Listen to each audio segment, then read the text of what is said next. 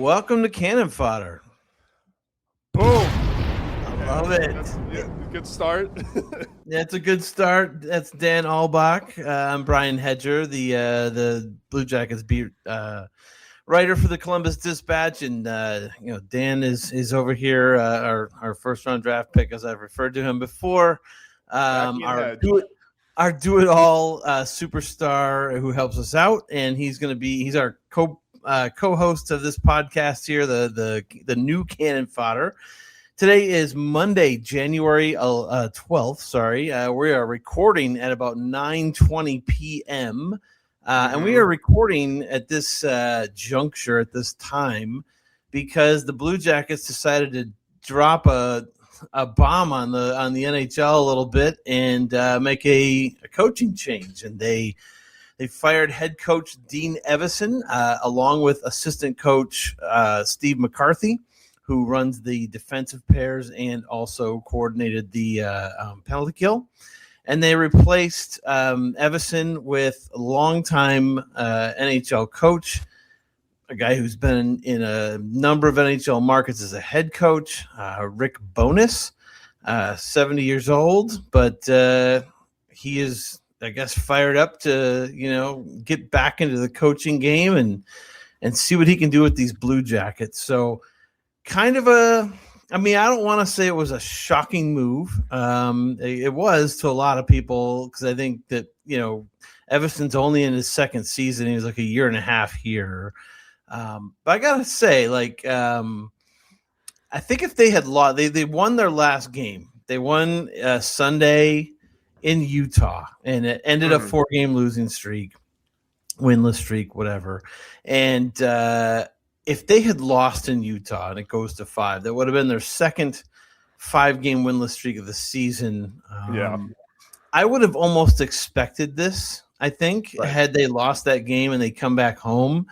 But, they win that one and you think, well, maybe they'll give it another shot here and see what happens. But sure enough, they pull the plug. Something happens, and Rick Bowness is now the new head coach of the Columbus Blue Jackets. And Dan, why don't you take it from here? Where were you when all this happened, and how surprised were you?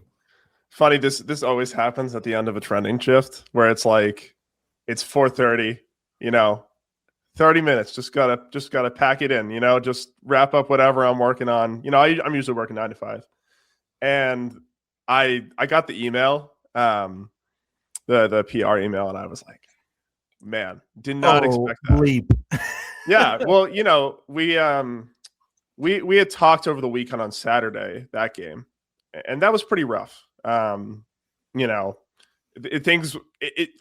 had kind of gone wrong in that game. Again, bad defense, just not. There's a lack of effort in the third. That was Vegas, right? That was Vegas. Yeah, Vegas. And you're just like, man, this is a bad road trip. They get the win Sunday. It's a lot going on. NFL playoffs are a big distraction, and the whole media is kind of just all focused towards the NFL. And this was the least suspecting. I did not expect that. I mean, Monday, just to start the week, boom. As far as my initial reactions, I immediately look at Bones's coaching record, kind of left on a high note. I think that's the one thing I'll take away from his head coaching record. He is the one of 3. This is a crazy stat. He's one of 3 coaches in the NHL to have coached in 5 different decades. At least some point, it does not just head coach, but associate, assistant, because I think he coached in the 70s as well. So 70s, 80s, 90s. Yeah. Crazy. He certainly doesn't lack experience. And look, if he's coming out of retirement to coach this team, which is in a low point in the season, has been for a while, like this for a while, that says something to me. That says there is some intrigue about this job beyond the paycheck. That's just me thinking. But my other reaction is good. A change is something that needed to happen. Evason clearly wasn't working out here. I think I read what you wrote, and he steered the ship beautifully season 1. I mean, no one should have to deal with that. No one should have to be the point person to kind of go to when a team deals with an unfathomable tragedy. But he did that, and I give him so much credit. But things weren't working out. They did a fantastic job. Yeah, they did. Yeah, absolutely. And before any criticism of his this season, it's a different season. It's a different team.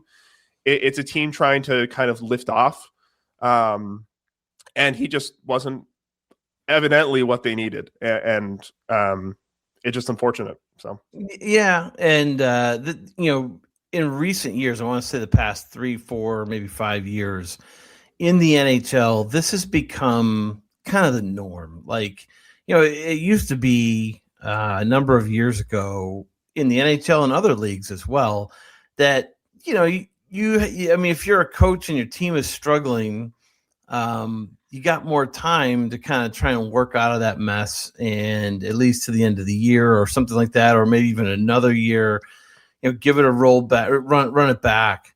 But in the NHL, modern day, it's all about results, and it's all about what have you done for me lately. And I mean, there's just massive churn in the coaching industry right now. For NHL. Yeah. And it's the same throughout all these professional and college leagues. Basically, the higher the profile, the more money that gets invested in these teams and everything else, the less patience there is. And, what happened this season, this is a very interesting team because I think the podcast we just did before this, we talked about them blowing leads, and they've blown so many leads this year. So it's like this two-sided coin, right? Like you have to be good to a certain extent to just get the lead, which they do quite regularly. But then you also have to be good enough to make it stand up and figure out how to win games. And then you got to be able to put your finger on a reason, like why are these games getting away? And I got the feeling that the coaching staff just didn't really know, or if they did, they didn't want to throw anybody under the bus type of thing.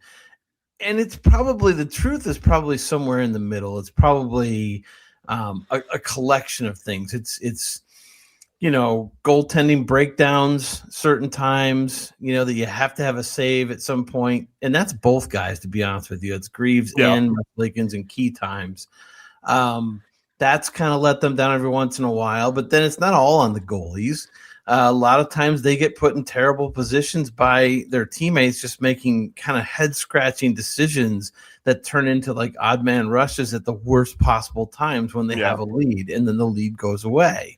And then other times it's just bad luck, so a bad bounce or whatever. It's a collection of things, but I guess collectively, from the larger aspect, when they keep happening over and over and over and over again, it just gets into your psyche, and you start thinking, oh, here we go again. How's it going to happen this time? And then it does. And then that becomes part of the culture.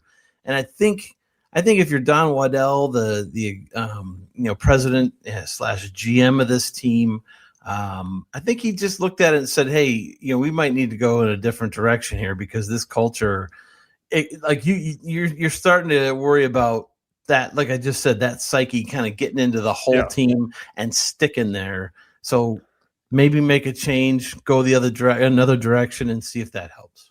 And to interject, the late leads, like you can say one thing, but you can also point to the stats and what's showing up in the team sheets. They have the most overtime losses in the NHL when leading after the second period. 5.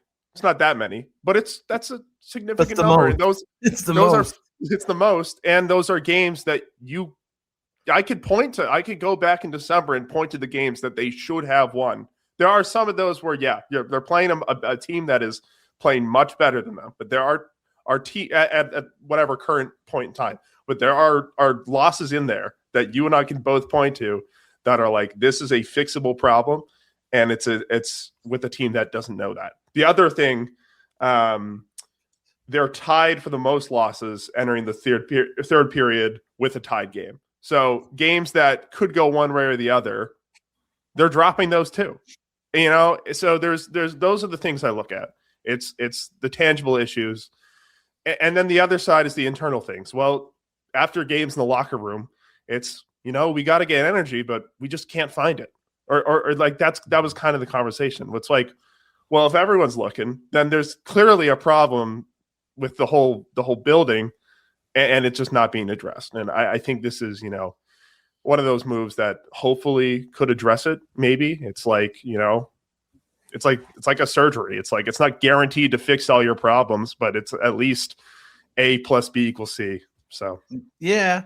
And, I just also this morning, Monday morning, I published a Q&A with Don Waddell, the Blue Jackets president GM. And while we didn't get into the coaching thing at that point in our talk, one of the things I did ask him that I think kind of plays into this potentially as well. Mm-hmm.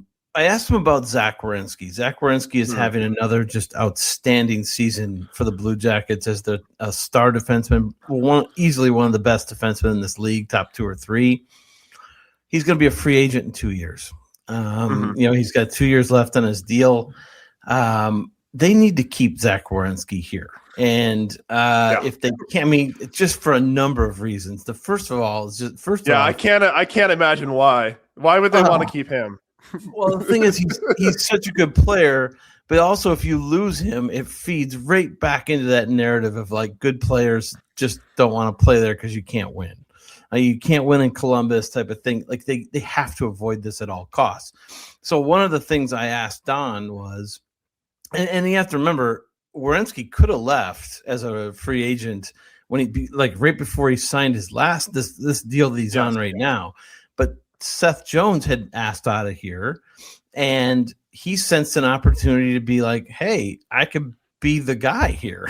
Now that Seth has decided to go elsewhere, I can step up and be that role. And he really welcomed it, and he has run with it when he's been healthy, and that's been the last 2-3 years he's been healthy, knock on wood, for his sake. But you got to keep him. And one thing I asked Don was, how much concern is there for you knowing how things are going this season, and like how quickly do you need to turn this thing around before you start really worrying that Zach might need to go somewhere else because he wants to win. I mean, he's not getting any younger. He's not old. He deserves to win. He deserves to win too. And he's not. The thing is, he's not old by any means, and he's in great shape. He'll be fine, but he's also not getting any younger. And players start to realize this after a while. Like, I'm not 18 anymore. I'm not 20. I'm not 22.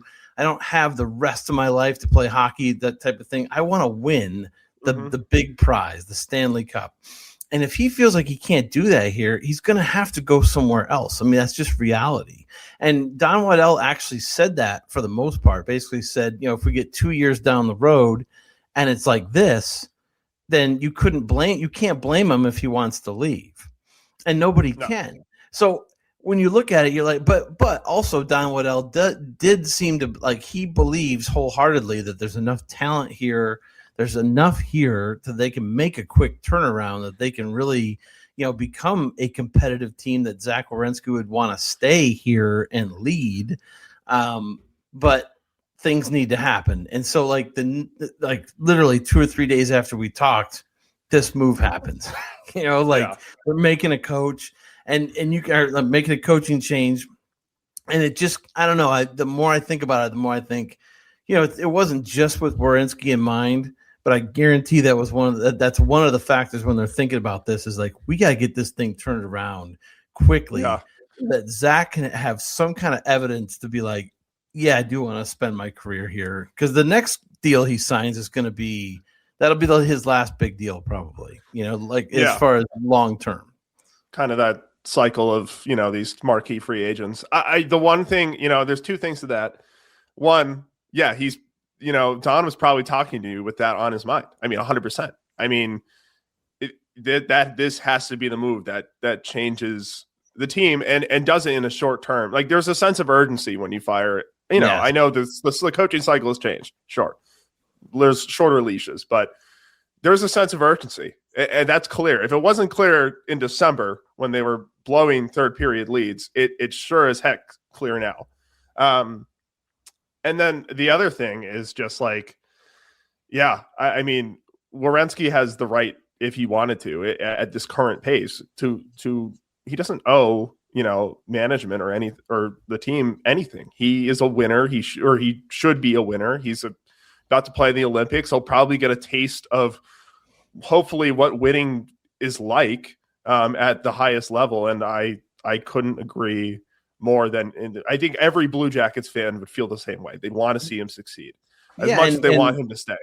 And I mean, he just won the men's world championship gold medal, this past spring. And I believe that also, it gave him a more motivation, but also just like an insight as to what it should be like or what it could be like if things were better here. He wants to win here.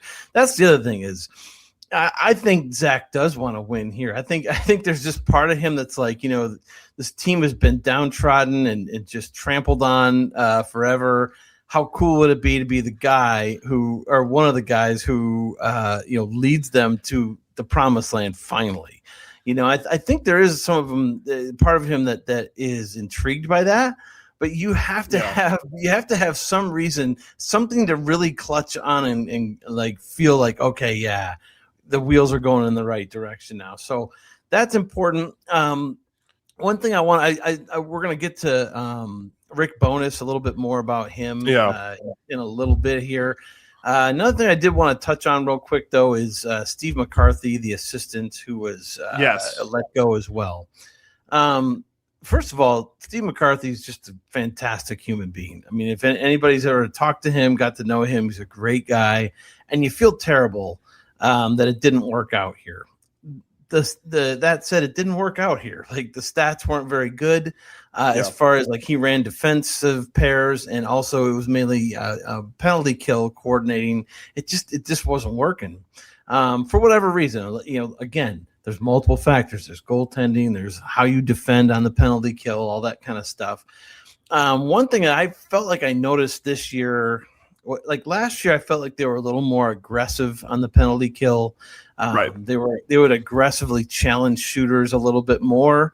And this year, when they came into camp and then preseason and then to start the season, it was a more passive approach. Like, to the point where it feels like they just kind of let teams enter the zone without any problem, and then they drop back into they're trying to take away shooting lanes is what it is. So they're trying to frustrate teams by basically giving them nothing to shoot at. The problem is they've become so passive that the wings just collapse in. The guy that you can just carry the puck right to the net now, and there's very little pushback, and they're still getting shots through and passes through. So it's not working. Now, whatever they were trying to do, I'm sure, there's a reason you do it, right? Like if that indeed was what McCarthy wanted to kind of make a shift to, or Evason for that matter, they wouldn't just do it willy-nilly. There's examples out there of teams that can do that really well and take and kill penalties really well that way and protect your goalie. But if you don't do it well and you struggle at it, you're going to give up goals. When you give up goals, that's when people start complaining a lot. And McCarthy was here for 5 years as the NHL assistant coach. I just looked this up, and I think it was 76.7% success rate, which was like 26th in the league over those 5 years. It's not good enough, and that's different ways to do it. Like sometimes aggressive, not aggressive, however which way it was going, it just wasn't working. He's young enough to where you're probably going to see Steve McCarthy latch on to another team somewhere. And he may become just a fantastic NHL coach down the line. It's kind of a lot of times that's the way it goes in the coaching game. He's a former NHL defenseman who I actually covered as a defenseman. This is how old I am, Dan. Wow. Back in Chicago in the early 2000s with the Blackhawks. So I wish him the best of luck in the rest of his career. It is interesting though. Like this is also very, very Blue Jackets. Just luck or however you want to put it. So McCarthy was for 5 years. First of all, he was, like I say, he was a player. Then he played for, and then he actually played the end of his playing career with the then the Erie Monsters, which is they're now the Cleveland Monsters in the AHL. Yep. Finishes his career, goes into coaching, and he coaches the AHL team. He's an assistant coach for the AHL, running the defensemen, all that stuff for the Monsters for 5 years, 4 or 5 years. So he's going to go back in that capacity with Trent Vogelhuber, the head coach, and I believe I don't know if Mark Letestu was going to be I don't know if he was hired as an assistant yet for the Monsters, but it was around that time. This is 2021-22. This is Brad Larsen's first year as head coach. He was promoted as one of John Tortorella's assistants. He got promoted. Tortorella and the team parted ways amicably, and Larsen gets the job. Jarmo Kekalainen hires Larsen. Larsen then hires Pascal Vincent as one of his assistant coaches. And then he hires a guy named Sylvain Lefebvre. Sylvain Lefebvre was supposed to run defense. Like he was supposed to be the defensive guy and the PK guy and all that stuff. And we get to about a week or two into, or I think maybe training camp was just starting. It was right around there. It was one of those hustled ones. It was the end of COVID. It was like that season where they started and there was hardly any fans, if any, in any of the stadiums, and they just wanted to play games in a regular season. They changed the divisions, how they were, so that you could change travel and all that stuff. So the league was being very conscious about COVID-19 at that point. Right. And to the point where they required all staff members to get a COVID shot. And Sylvain Lefebvre said, no, I'm not getting one. And Jarmo Kekalainen then said, well, if you're not getting one, you're getting fired. And he's like, I guess you're going to have to fire me, basically. And so then they fired him before he even coached. All right, shoot. Yeah, game. Fire me. Yeah. So he's out. And now they're without a defensive assistant right before the season starts, basically. So they promote Steve McCarthy. And Steve McCarthy, an argument, he was very young, and an argument could be made that maybe he wasn't quite ready for the NHL at that point. Maybe he needed a little bit more AHL seasoning as a coach before getting that opportunity. Now, that said, a couple things here. McCarthy ended up staying in Columbus for 5 years. He ended up coaching for being an assistant for Brad Larsen, Mike Babcock, who was only around for 78 days, but he didn't fire him. He kept him around. Yep. Then Babcock has to resign, and Vincent gets hired. He sticks around with Vincent. And then he sticks around when Dean Evason comes around, and then his contract is up last summer, and they re-sign him under Dean Evason. So clearly he's doing something that like 4 NHL coaches thought was the right thing, right? So like unheard of in any other league, by the way. That pretty much, yeah. And then what happened to Sylvain Lefebvre? You ask. Go ahead and ask, Dan. What happened? Yeah, what happened? So he gets hired by former Blue Jackets assistant GM Bill Zito, who is the president of hockey operations / GM of the Florida Panthers, and Sylvain Lefebvre has gone with the Panthers to the Stanley Cup final for 3 straight years and won the Stanley Cup the last 2 in a row. Is that not typical? Is that not typical Blue Jackets history or what? Well, so I learned something today. I did a piece on every single Blue Jackets coach ever. And who did I come across that Scott Arniel. Oh yeah, who's coaching the Winnipeg Jets right now? So before this I learned about Bones, and I learned that Bones retires, and who takes over? Scott Arniel did not have not a good tenure at the Blue Jackets. That's very well known. No, very bad. He goes on to win a President's Trophy, which is pretty insane. I mean, like last year, right?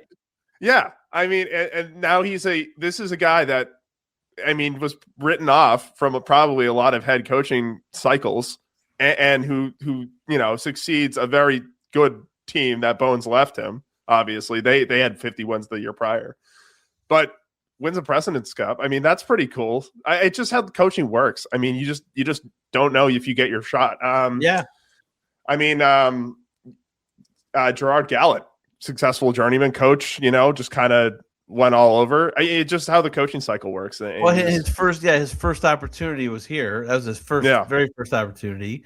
And I wasn't here obviously when he was coaching, but from accounts from those such as former Dispatch beat writer Mike Arace and actually other former Dispatch beat writer Aaron Portzline, Gerard Gallant loved it here.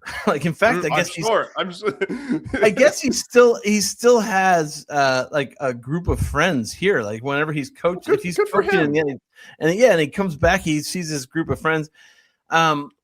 Gerard Gallant, as an aside, was my favorite player growing up, actually, because I was a Red Wings guy.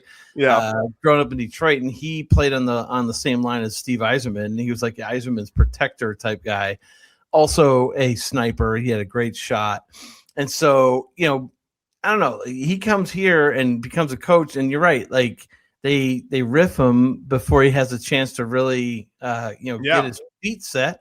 Then he goes down to Florida. Now, I mean, he's kind of bounced around for whatever reasons, but you're right. He became a pretty good coach. He was actually the coach of the Vegas Golden Knights in their first season when they made it right to the Stanley Cup final, as an expansion team, which was crazy in a 31 team league. It's the same. Has since become 32. So I mean, there's a lot of that kind of stuff in Blue Jackets history, if you look at it, but there's also the flip. Not to interrupt, there's the flip side of this conversation, which is the fact that there has been 5 coaches since Tortorella left. Yes, and I just that's 4 years ago, and the instability that is. I know GM. I mean, coaches have changed, and it's a volatile market, and it's. I would say the NHL is one of the most volatile places for coaches, as we've just discussed. But there is stability does help, and it does make winning hockey teams, at least for a little bit, more than for example, Evanston's stay was 2 years, right? Pascal was a year, right? Yeah, Babcock wasn't even here forever for a game. 78 days. Yep. So in the off season. You would like to think that if they are hiring Bowness with the mindset that he will last longer than a season or 2 if he's coming out of retirement. So that's my hope for this hire. He's 70 years old. He's 70 years old.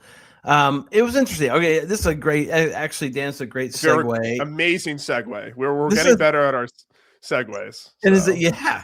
I mean, we're naturals here. It's a great segue to talking about Rick Bowness because Bones, as we've been calling him, obviously, it's a fun nickname, right? So I don't even know the guy, and I'm already calling him Bones. But it's a good segue. I had you're just warming up for Wednesday. You're just like, hey, Bones, what's up? Right. Exactly. Hey, Bones, what's shaking? When this news broke and I saw that they had hired, Rick Bowness, I immediately thought, I've heard some stories over, everyone has, stories, a reputation, things like that. And I had initially heard that he was really hard on players, that, eventually he just grinds on players. They don't like him, that kind of thing. And it was what are they doing here? Hiring this guy after Evason, I think Evason had kind of lost the room as well. That said, I decided to reach out to longtime friend of mine, longtime beat writer of the Winnipeg Jets, who covered Rick Bowness when he was with the Jets, Ken Wiebe, Wiebe, for those who'd like to look him up online. Fantastic writer. And he got right back to me and had a lot of glowing things to say about Rick Bowness and said that, good. Even though he said that he is hard on players, however, he demands structure and, he's a really good culture guy is what I was told. In fact, I'm going to pull up, I'll pull up what Ken kind of just, I'll summarize what he was telling me. Basically just said that it was, let's see. I'm going back here. So Rick is very direct and is usually quite thoughtful. Incredible passion for the game. He loves teaching on the ice and demands accountability. He's beloved around the league. He's very good at culture creation or fixing culture when that is required. Here's the part that stuck out with me that I think that the Jackets could really benefit from. Loves playing an aggressive style in all three zones. It's defense first, but you can create an abundance of offense if played properly. So Jackets fans are going to hear defense first, and they're going to go, "Oh my God, why did we hire this guy?" When I heard that, I winced a little, but of course, because you're a young whippersnapper who wants to play offense all the time. But there's also statistical. You could point to the stats and say, "Well, do they need less offense?" But anyway, continue. Who needs stats, Dan? Who needs stats? True. Just feel vibes and culture. The Blue Jackets need stats. That's the answer. Yeah, but I do like aggressive in all three zones because that tells me that he wants to have a strong forecheck as well. Yes, which is something we've both talked about. Yes, but again, I also think it plays into the third period lead thing. This was interesting this year because their woes, the Blue Jackets' woes, started when they played a lot like they did with Pascal Vincent 2 years ago with the lead. They kind of recoiled. You ever see those? Like you're probably too young to even remember what an old Western was like, but like the old Western movies, like they would get into these big shootouts, and all they do is they like put their backs together with their guns, and they just kind of draw in, and it's just like start shooting in a circle.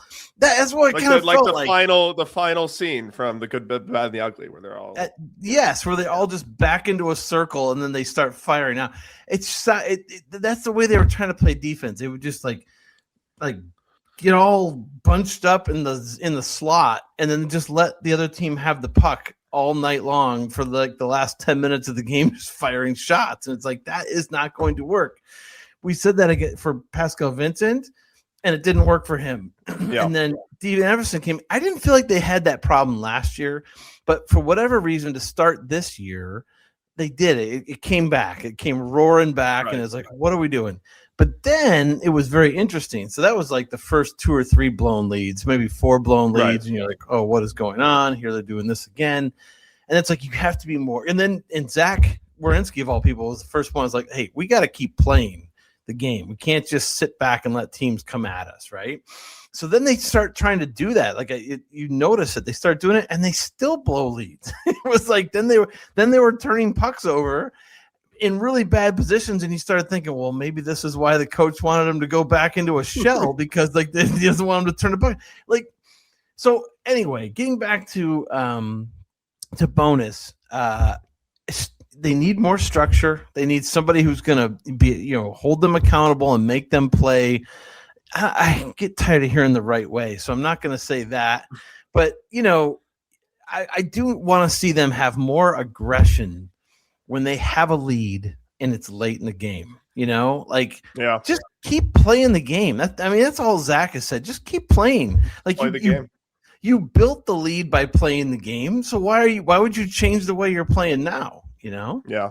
Speaking of aggression, there's some history between Bowness and Evason. I don't know if you saw this on Twitter.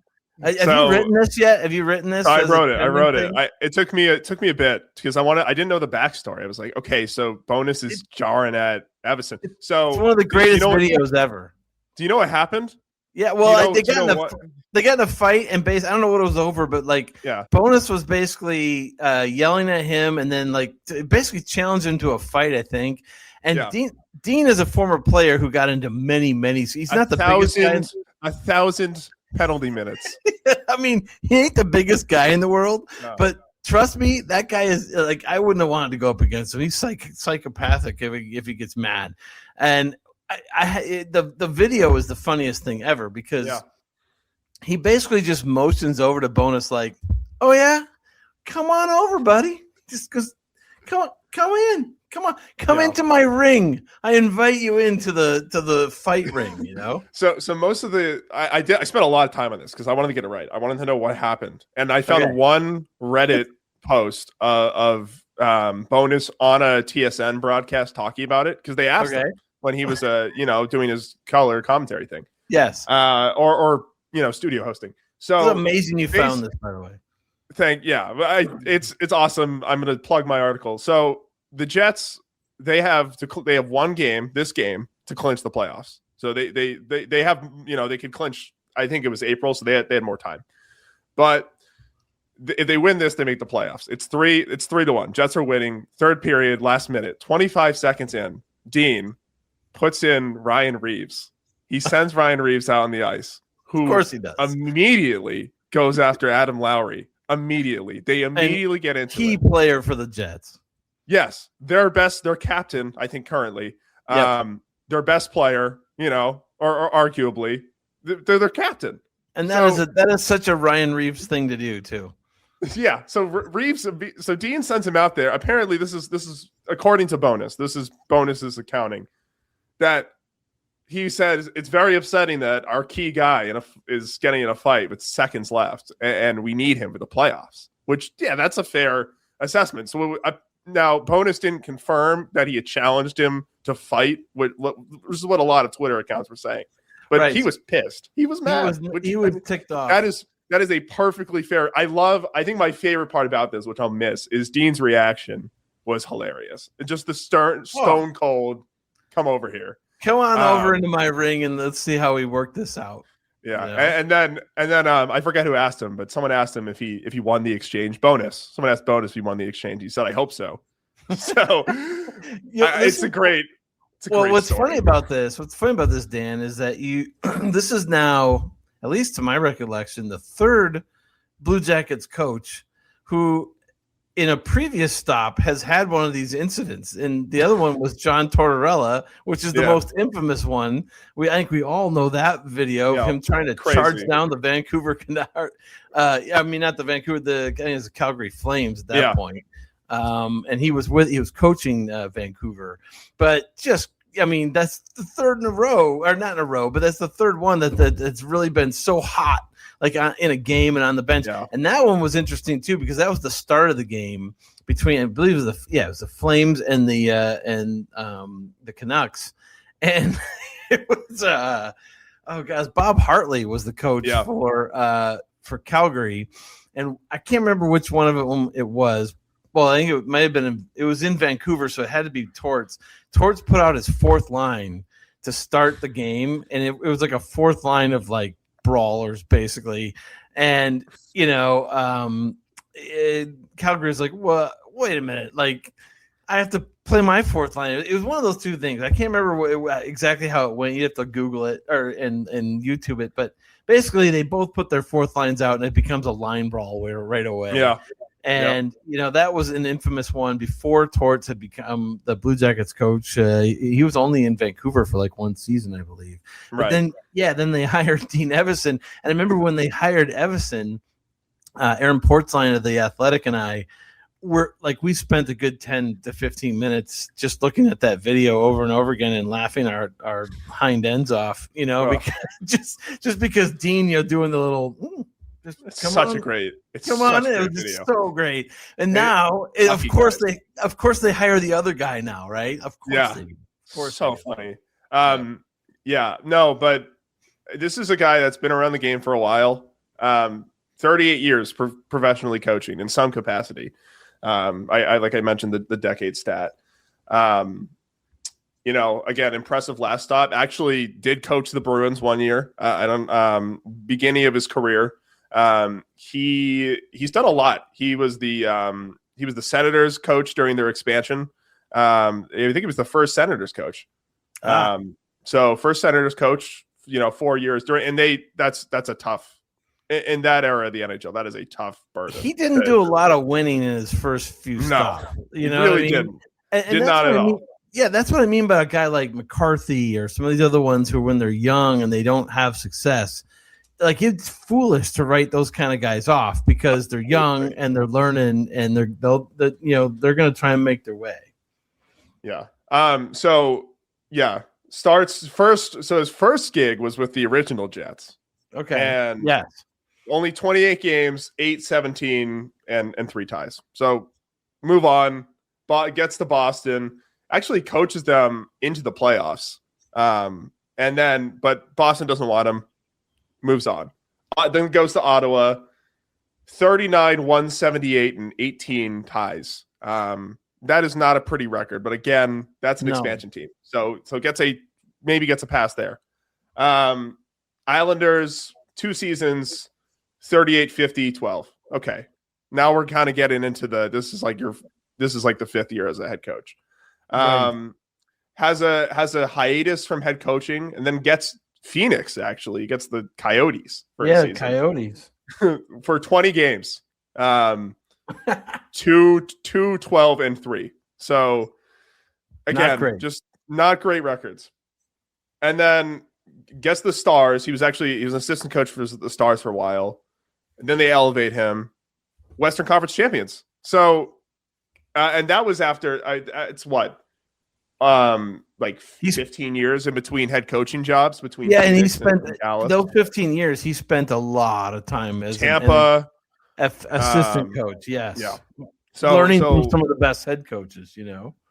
So he had definitely, he had his trials and again, kind of written off. I mean, that's fair to say, written off as a head coach.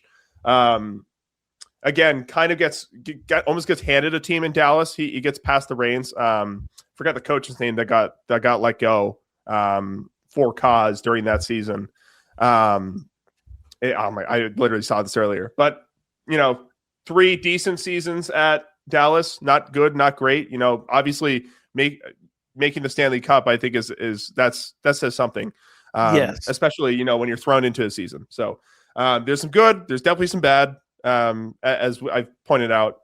So this is interesting. That's all I'll say. It's interesting. It's been around the league for a long time. Well, another thing that's going to be interesting is to see what they do to fill McCarthy's position. And I did kind of poke around a little bit. We'll find more. I will find out more officially tomorrow from Don Waddell. He and Rick Bowness are going to meet with the media at noon tomorrow, following the Jackets' morning skate. So I guess most people will hear this. Most people will hear this today. So you'll hear he's talking to the media today. Today. Meaning Tuesday, January. What is it? 13th. Yeah. And we're recording this on the 12th. But just kind of poking around, it sounds like they're leaving that position open right now. They're going to figure it out as they go along. So that could mean anything. That could mean one of the guys on staff right now, like a Scott Ford or someone else, may be promoted. Who knows? Or handle it in the interim, and then maybe Rick Bowness chooses an assistant of his own. He's got to know one coach over the past 50 years. So. You would think.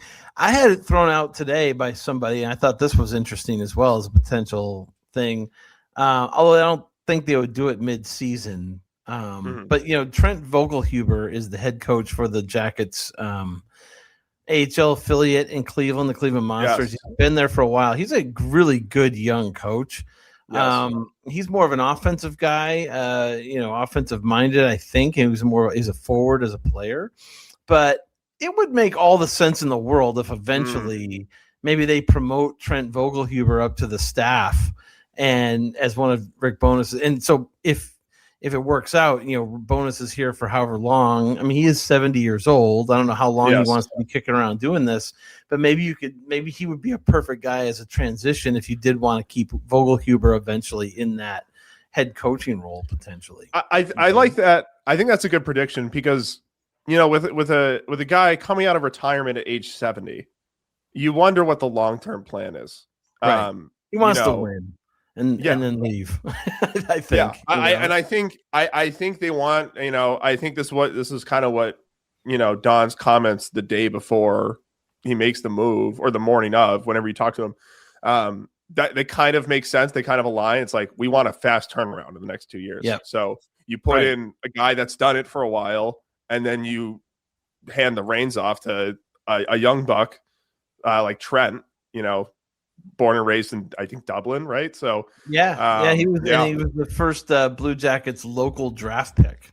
Really cool. I think they got him like in the 7th round or something. He did not make the NHL, but he had a nice career in college, and then also I believe it was Miami. I mean, and then, we might be onto something. The stars align for that. Possibly, you never know. And the other one is, it's interesting. I think they would go Vogelhuber first, probably, but they had a former Blue Jacket, former Edmonton Oiler, former a number of other teams. Mark Letestu used to play here. Mark Letestu was a really nice NHL player. He's a good two-way centerman. I mean, this guy, and actually he played in Columbus, and even though he got traded away from here or left or whatever, him and his wife, they're not from here. They're from, I believe they're from out near Edmonton or somewhere in Western Canada. And him and his wife decided to make their home here anyway, because they really liked it here, and costs were lower and all that kind of stuff. So he became like a local guy even at the end of his playing career, even though he wasn't playing for the Blue Jackets. And then he did get traded back eventually. Ended his career playing for the Jets, I think. Got injured and then had to stop playing, but he got into his coaching career as a young player, or a young guy as well. After his playing career, he was one of Vogelhuber's assistants the past 2 years. He gets his own head coaching job in the AHL for the Colorado AHL team. And I just saw the other day, he's going to be one of the AHL all-star coaches. Oh, wow. Yeah, and actually Pascal Vincent, who we've mentioned a couple times on here, former Blue Jackets coach, he went to Laval back to the AHL. And Laval was really good last year. They're good again this year. He's another one of the AHL all-star coaches. So he got the AHL all-star game has got some Blue Jackets coaching connections with Pascal Vincent and Mark Letestu. So, I think Letestu is going to be a head coach in the NHL sooner than later. I think he's going to be a really good one. But I also feel that way of Vogelhuber as well. So, and he's already in-house. And you're talking about a Blue Jackets franchise here. It's hard to say they let Jared Bednar get away. He's the coach of the Colorado Avalanche, because he was ready to be a head coach, and they had John Tortorella here. They weren't gonna. You can't. No, and he was doing really well. So it's not like they were going to fire Torts and bring up Jared Bednar. It wasn't going to happen. However, he had to go elsewhere, right? Yeah. And you continually look over there, and it can be apples and oranges a little bit, because they got Nathan McKinnon and just all these great players.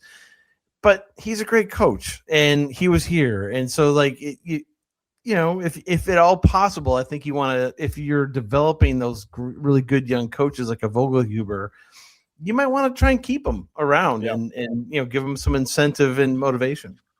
Yeah. Well, it's going to be interesting. I think just kind of focusing back on the short term, two games coming up, winnable games. I would call them. I think Canucks and Flames.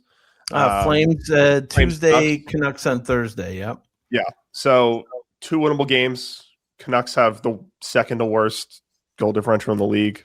Canucks fighting. I think they have a minus 19 goal differential. Those are 2 games where, what are you expecting with a new head coach? It's kind of tough to say, because can't much in the short term, but I'm assuming exactly they're going to meet their new coach tomorrow at the morning skate, right? Wild. How much system stuff can you install and change and put in one morning? With the injuries as well. Right. Probably not a whole lot. Yeah, exactly. We're going to find out about Denton Matejchuk, I'm assuming, tomorrow. Yeah. He left the last game injured, and I don't know, it didn't look good to me, but you never know with these hockey injuries. It is interesting. It's an interesting time, because this guy, Bowness, is going to come in, and he's trying to get a quick turnaround. They're trying to get one of those, coaching change bumps and that kind of thing. There's less than 40 games remaining in the season, right? And they are 7 points out of a playoff spot, I think, right now, but they still have to jump over 8 teams. I think they have to surpass 8 teams. Exactly. It just feels like something that it's going to take a miraculous run I'm not going to say it's impossible, but like it would take an absolutely miraculous run to get to the playoffs now. So I think it's just kind of putting a foot in the ice and pushing the other direction for the rest of the season, trying to get things turned around and then re-rack it and try and go again next year, assuming that would be under Rick Bowness from the start next year. I think the other thing for me is I think there are multiple steps you have to think about before playoffs is even a consideration for this team. I mean, that's just reality. I know the players aren't probably thinking like that. I if I'm a player, I look at those, I say, hey, only 7 points out, 40 whatever games, some odd games left, 37 maybe. 37, something like that. We can do something here. I think. Yeah. So you do the math. I don't want to do math. We've been working on Dean's stories the past, however long. So no mental math for me. I'm eating dinner after this. But anyway, there are multiple steps they have to check off. There are multiple boxes they have to check off. Can you get better in the third period? Right now, the goal differential is 8 worse than the next team in the third, which is abysmal. So can you at least level it off? I'm not saying can you get 8 goals and 8-0, go on an 8-0 run in the third. I'm saying, can you level it off? Can you erase the deficit by preventing, just looking a little more energetic in the third? And then the other little things, penalty kill, can you get a little bit better there? Even power play, can you figure out your power play issues? We've certainly seen it. So I think there are so many little steps that you and I will be checking on before even considering this team making any sort of jump at possible, even going into the next season. So it's going to be interesting. I'm excited, at least to see something new. That's kind of my mentality is can we see something new out of this group that has appeared stagnant in the last month? I expect to walk into the locker room tomorrow and see a yellow and blue sign taped up on the wall that says believe. Yeah. Boom. And then they have to be a goldfish, right? Goldfish. Yeah, got to be a goldfish. Richmond, right here. You got to be a goldfish, Blue Jackets. What's happened has happened. You can't dwell on it and just focus on the future. You got a new coach. Let's see what happens. Yeah. So I like the Jason Sudeikis will show up maybe. That's right. Maybe they did hire Jason Sudeikis, so we just that'd be great. That'd be fantastic. They were just okey doke.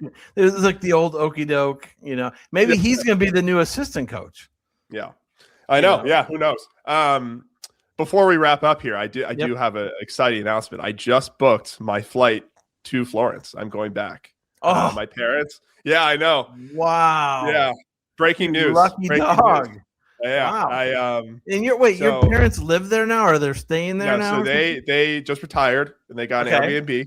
They said, screw you guys, we're going abroad. We're not taking you with us. But I like your parents already. Yes. Yep. Yes. No, I have those same plans for my family as well. Just me and my wife.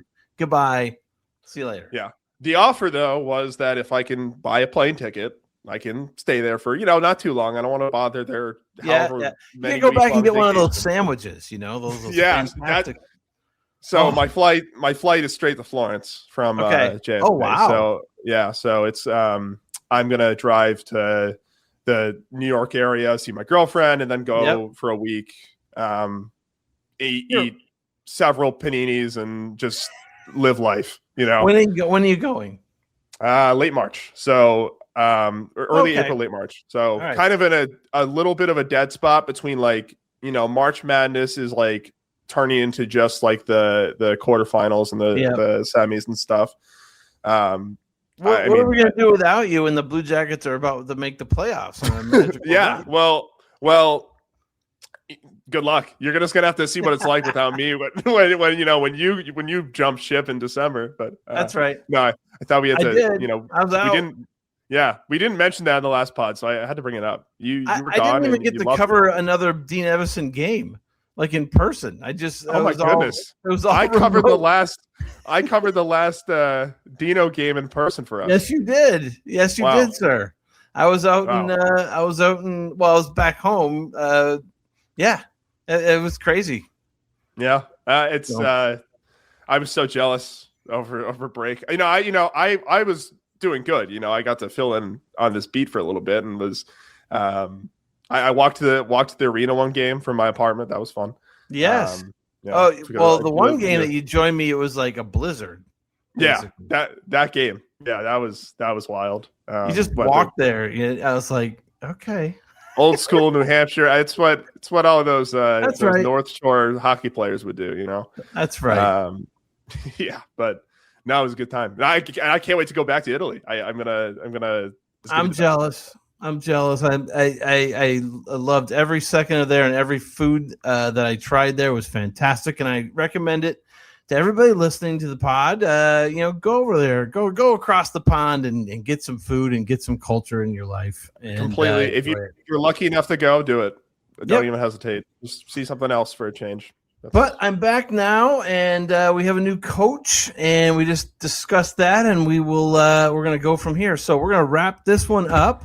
Dan, thank you so much for joining me again. Like I said, going forward, it's going to be Dan and I on the Cannon Fodder. And for now, that's Dan Aulbach, and this is Brian Hedger, and this was Cannon Fodder. Peace out, guys.